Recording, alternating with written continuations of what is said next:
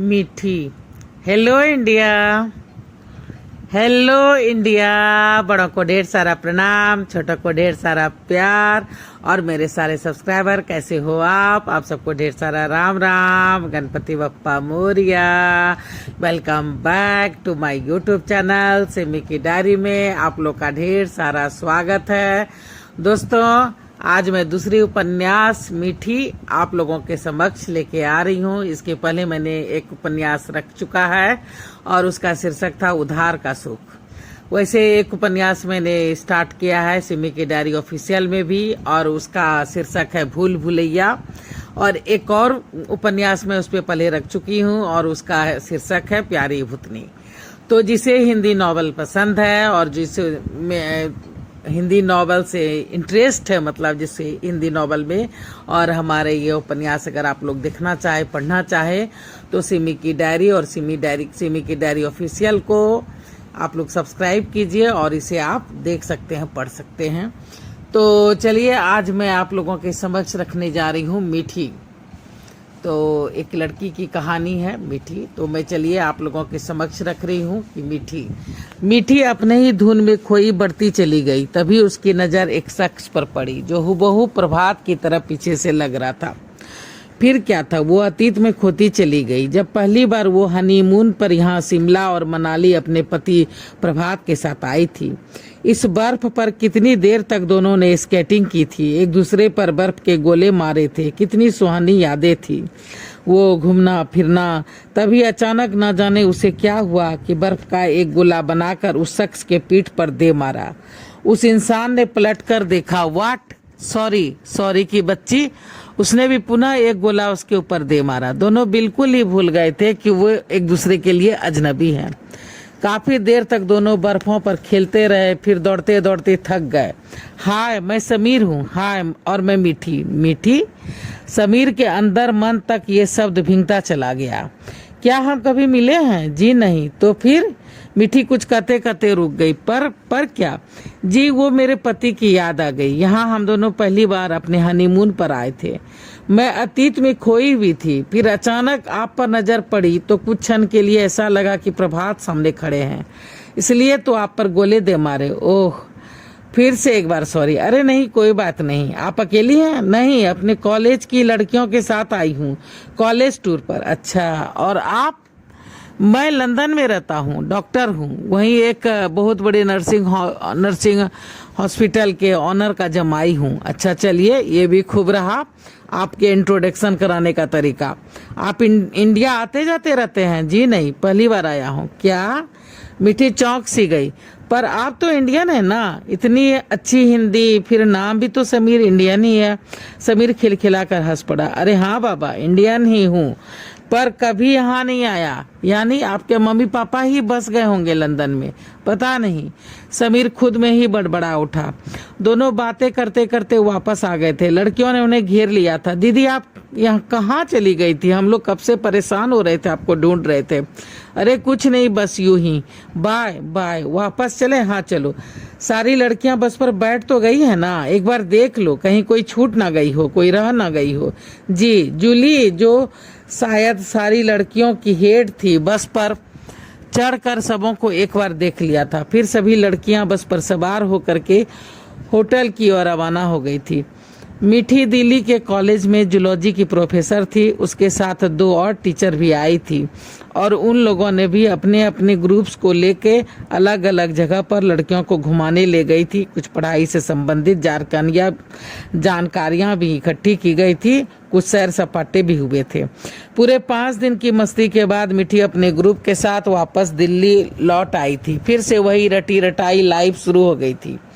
इन सब में वो इतनी खो सी गई थी कि शिमला की वो बातें तो वो लगभग भूल सी गई थी। मीठी पंजाबी थी, उसके सारे नाते रिश्तेदार यही पंजाबा, पटियाला, लुधियाना और दिल्ली में ही रहते थे। मीठी अपने माँ के साथ अकेले रहती थी। दोनों भाइयों का अपना अपना कारोबार था। एक का कपड़ों का दुकान था तो दूसरे का होटल का। पापा जी के डेथ के बाद तो वो माँ को अपने पास ही रखती। उसने एक फ्लैट ले रखा था जो कि उसके कॉलेज के पास ही था। इस तरह से वो अपनी नौकरी और अपनी माँ की देखभाल दोनों ही अच्छी तरह से कर लेती थी। 6 महीने के बाद एक दिन मीठी अपने कॉलेज के एक लड़की की शादी में गई थी कि अचानक एक्सक्यूज मी सुनकर पलटी। हाय, पहचाना? जी, मैं समीर, वहाँ शिमला में मिले थे, याद आया? अरे हाँ, कैसे हैं आप? बस अच्छा हूँ। आप यहाँ इस शादी में? वो मेरे साला की शादी है। अच्छा, यानी लड़का आपका साला है? जी, और आप? मैं लड़की की टीचर हूँ। अच्छा, यानी इस बार आप दूसरी बार इंडिया आए हैं शायद। और आपकी पत्नी, बच्चे, वो लोग भी तो आए होंगे ना? अरे ऑफ कोर्स यार, आखिर उनके भाई की शादी है तो भाई तो आएंगे तो जरूर। चलिए आपको मिलवाता हूँ। जी आइए, वो उधर है। हनी जी, 1 मिनट, इनसे मिलो। मीठी, वो मैंने शिमला वाली बात बताई थी ना? अरे हाँ, हाय हाय, आप बहुत खूबसूरत हैं। थैंक्स। आप कॉलेज में पढ़ाती हैं? जी। वो सतवीर आपकी छात्रा है? जी। ये शादी अरेंज मैरिज है? जी नहीं, लव मैरिज। अच्छा जी। सतवीर आई थी लंदन, वहीं मेरे बड़े भाई की हो गई। दरअसल वो मेरी बड़ी भाभी की छोटी बहन है ना, बराबर आना जाना होता रहता है। ओह अच्छा, आप एंजॉय कीजिए, मैं भी आती हूँ। जी। हनी वापस चली गई थी। समीर और मीठी कुछ देर तक इधर उधर की बातें करते रहे। फिर मीठी खाना खाकर वापस घर आ गई थी। सवेरे कॉलेज था, इसलिए मीठी शादी तक नहीं रुकी थी। घर आकर के कपड़े बदल कर बेड पर लेटी ही थी कि समीर के ख्यालों ने उसे जकड़ लिया था। पहली बार तो उसे इस बात को मात्र इत्तेफाक समझा था, पर आज तो उसने करीब आधा से 1 घंटा समीर के साथ बिताया था और वो न चाहते हुए भी समीर से प्रभात की तुलना करने लगी थी। वही आवाज, वही हंसी, वही कदकाठी, बस अंतर है तो सिर्फ रंग रूप की। चेहरा तो बिल्कुल अलग है, पर समीर भी तो डॉक्टर है, ये कैसा इत्तेफाक है। मीठी काफी देर तक सोचों में खोई थी कि फिर सोचते सोचते नींद के आगोश में सो सी गई थी। समय ने फिर से अपनी रफ्तार पकड़ ली थी। समय बीतता जा रहा था। देखते ही देखते 2 साल बीत गए थे। इस बीच उसकी माँ भी उसे छोड़कर जा चुकी थी। भाई भतीजे तो अपने ही दुनिया में खोए हुए थे। मिठी अपनों के बीच होकर के भी अकेली हो गई थी। कभी भी मायके जाती तो बस हेलो हाय, खाना पीना, बस बातें इतनी तक ही सीमित रहती। कोई ये भी नहीं पूछता कि कैसी हो। सभी सोचते थे कि ये कमाती है, अच्छे से रहती है, भला इसे किसी भी चीज की क्या कमी हो सकती है। पर कभी भी किसी ने भी उसके अकेलेपन के बारे में नहीं सोचा। कभी ये किसी ने नहीं कहा कि दूसरी शादी कर लो, जैसे किसी को भी उसके बारे में सोचने की फुर्सत ही नहीं हो। पहले भी तो कभी कदार लोग उससे इस बात का जिक्र भी कर लिया करते थे। माँ भी समझाती थी कि प्रभात नहीं आने वाला, विदेश जा करके तुझे भूल गया है, उसे कोई और मिल गई होगी। तू भी जिंदगी में आगे बढ़, उसे भूल करके तू भी जिंदगी में आगे बढ़। कभी कदार मिठी घबरा उठती, सोचती कहीं प्रभात के साथ कुछ गलत तो नहीं हो गया, कोई एक्सीडेंट या कुछ और, कहीं ऐसा तो नहीं कि अब वो इस दुनिया में ही नहीं है।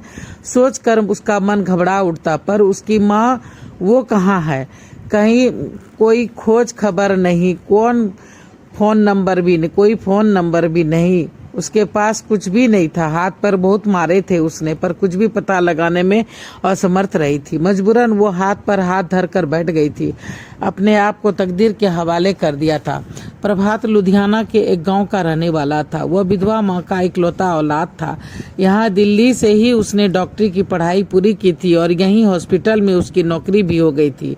वो मिठी के होटल में ही खाना खाता था। एक ही बिरादरी के होने के कारण उसके भाइयों की दिलचस्पी उसमें हो गई थी।